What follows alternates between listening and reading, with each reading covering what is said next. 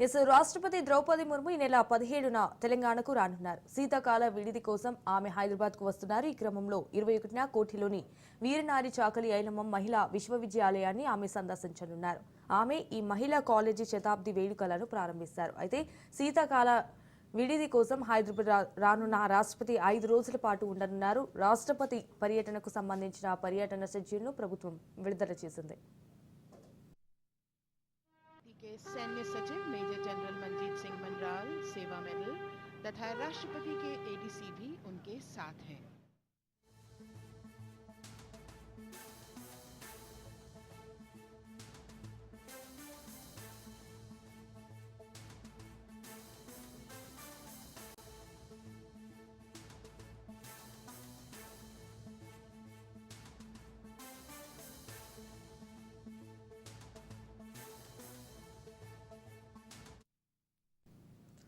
రాష్ట్రపతి ముర్ము 17వ తేదీ ఉదయం ఆంధ్రప్రదేశ్కు చేరుకుంటారు. మంగళగిరిలోని ఎయిమ్స్లో జరిగే మొదటి కాన్వకేషన్లో ముఖ్య అతిథిగా పాల్గొంటారు. సాయంత్రం 5 గంటలకు హైదరాబాద్కు వస్తారు. ఈ నెల 20న సికింద్రాబాద్లోని కాలేజ్ ఆఫ్ డిఫెన్స్ మేనేజ్మెంట్ను సందర్శిస్తారు. అదే రోజు సాయంత్రం 4 గంటల నుంచి బొల్లారంలోని రాష్ట్రపతి భవన్లో ఎట్ హోమ్ కార్యక్రమం నిర్వహిస్తారు. గవర్నర్, ముఖ్యమంత్రి, మంత్రులు, ప్రజాప్రతినిధులు, ముఖ్య నేతలు, ప్రముఖులు ఈ కార్యక్రమం పాల్గొంటారు.